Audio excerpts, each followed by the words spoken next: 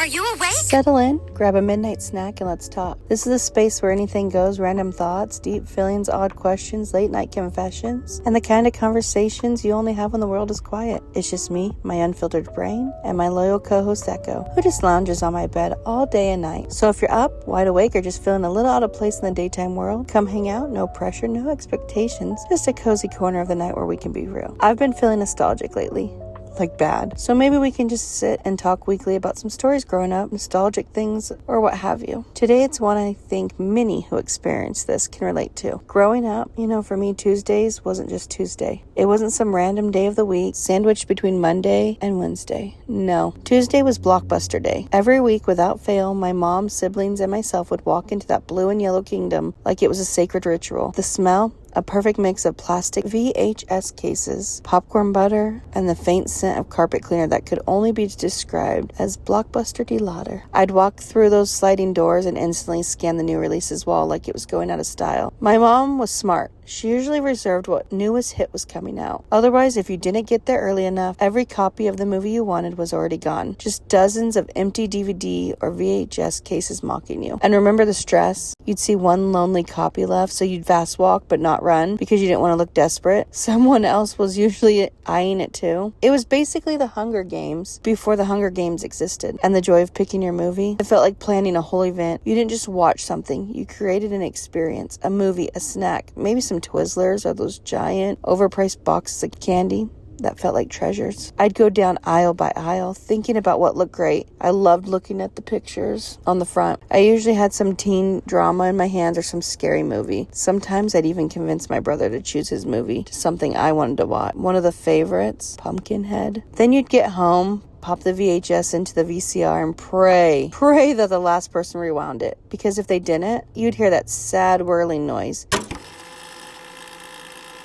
and watch 5 minutes of someone else's credits. Good times. Really good times. When the DVDs finally hit shelves, that was a whole new world. But nothing, and I mean nothing, will ever beat that routine. Walking the aisles, discovering movies you didn't even know existed. I found a lot of 80s horror movies like that. Convincing yourself you were only renting one, and suddenly walking out with 4. Blockbuster wasn't a store. It was a weekly event. A memory factory. Pre-streaming sanctuary. Nowadays, I can sit on Netflix all day and still don't know what to watch.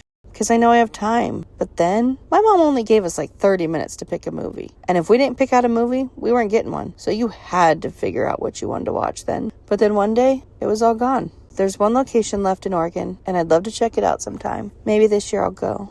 One of the wildest things about growing up back then is the boredom didn't mean doom. It meant an opportunity. Today, if we're bored for 4 seconds, we open TikTok, doom scroll, read Reddit. Not always, but you know what I mean. But in the 90s and early 2000s, when boredom hit, you had to get creative. I'm talking blanket fort, bike rides until the sun dipped, trading Pokemon cards like we're running underground black market auctions, writing your crush's name 100 times in gel pen inside your notebook for no reason at all, and the feeling of sitting on the floor with your legs crossed, flipping through binder pages or CDs, or better, mixed CDs you burned yourself. You put your whole preteen soul into those mixes. Every track had meaning. Track 3?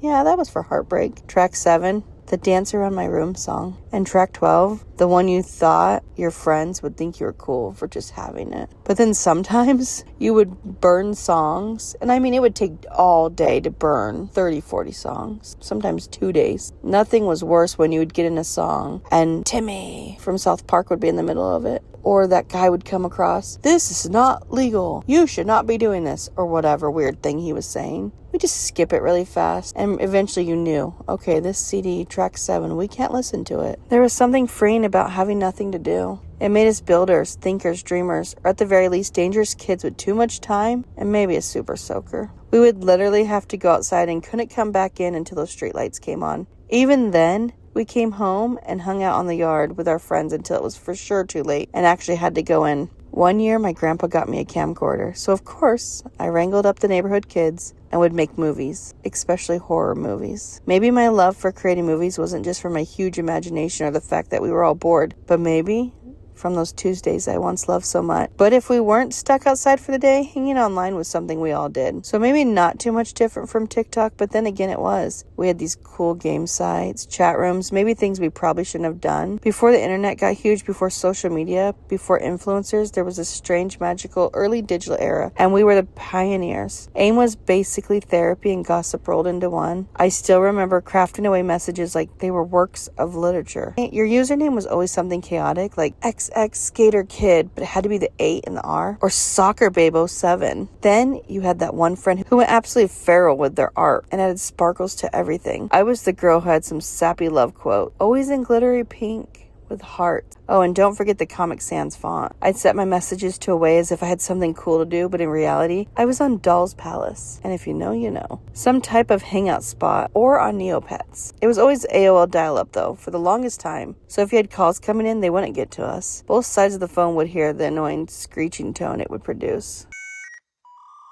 And then one day, MySpace came. The site where we all accidentally learned basic coding. Every chick thought she was some type of hacker or coder because she could make cool backgrounds filled with autoplay songs and glitter. Or be able to access MySpace in class when the school blocked all the good websites. Okay, the chick was me, but trust me, almost every person thought that. When in reality, everyone could do it. Oh, and your top 8?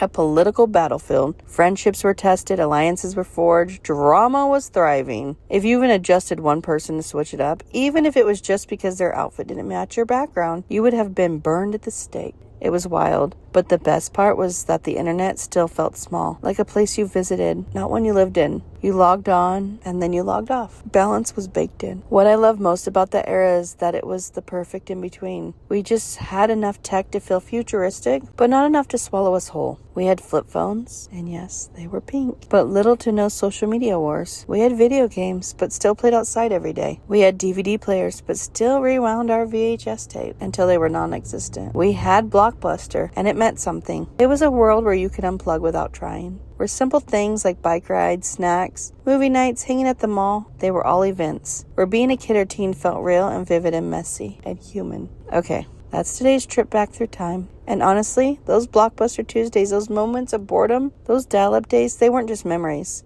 They were little pieces of a world where things felt slower and sweeter, where everything was a tiny bit magical just because it wasn't instant. Okay, talking about all this nostalgic stuff, I thought this would be the perfect time to comment on the situation real quick. Especially because a person who was a huge actor that I loved when I was younger was talked about. Now, I've always liked his stuff, and even today I love his stuff. He is up there as my favorite actor. Who, you might ask? I don't want to give it away just yet because I want to see who you think about when I talk about this. A guy named Quentin Tarantino decided to come out and name some actors that he didn't think were so great. Okay, everyone has an opinion, but so do I. And when you come up against someone I like, I'm going to stand up for that person. Not that they know who I am, and I think he did a wonderful job addressing it this weekend, but still. It's just something I want to get off my chest. To me, this man is a phenomenal actor, and an even better human being. I think that anything he does, and maybe I'm biased, but I feel like he's very likable, and that's why so many people are such a big fan of his work, and that is saying something. He is constantly in something that's relevant and trending every generation. If you truly think about it, he is. It seems like they have a movie of his that they watch, that they enjoy, let alone a series. I was curious if people could name Quentin Tarantino's work, and if they could name Matthew Lillard's work. Well, yes. I know when you're a writer or a producer, you're not always acknowledged, but with that name that big, you would think that people would know some of his stuff. But like I thought, they knew 2 things of his, if that. For Matthew Lillard, they knew almost everything, at least the mainstream stuff. No, most of them didn't name Salt Lake City Punks, or the fact that he was in She's the One. But they still knew a good amount. They knew that he was Shaggy. They knew that he goes to Comic-Cons and he's sweet, that he's nice, he's likable. They knew 13 Ghosts,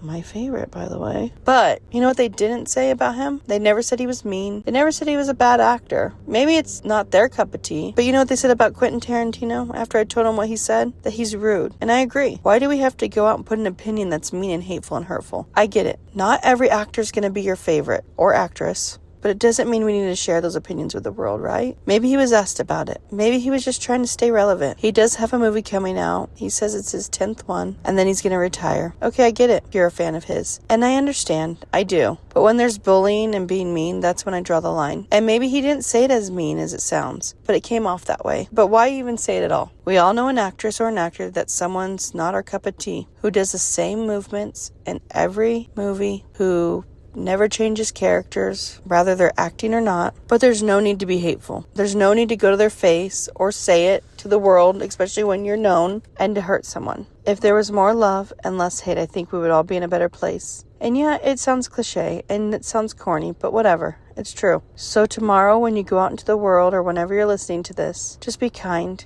Even if the barista's not nice to you, when you get your coffee, be kind to her. You never know what she's going through. Even if you're at the store and the cashier, maybe they're not doing their job to the fullest. Maybe they're just learning. Maybe they've been doing it too long. They're tired. Maybe there's something preventing them to be able to do it to the fullest today. Maybe they have a learning disability. But you get it, right? But yeah, I get it. Don't bring your home life to work. I understand. But sometimes it's not that easy for everyone. Sometimes people can't separate the two. And things are eating at them. You never know what someone's going through. Let's just have a little more compassion. And also, don't be coming for Matthew Lillard. And Quentin Tarantino's lucky he didn't come for Brittany Murphy, because that would have been a whole other thing. Anyways, thanks for hanging out with me today and taking this nostalgic walk down the aisles of the past. Send me your favorite Blockbuster memories or movies, especially if you had a ritual too. All right, Night Owls. I'll catch you next time, same weird hour. Remember, your midnight thoughts are never too weird or too small. They won't make you you. Oh, and don't forget to drink some water. Turn down the brightness on your phone. And if you can, try to get some sleep. Oh, also, your homework. Watch a Matthew Lillard movie. I'm expecting a report back to see which one you watched. Until the stars call us back, good night from Echo and I. Oh, and don't forget, be kind, rewind.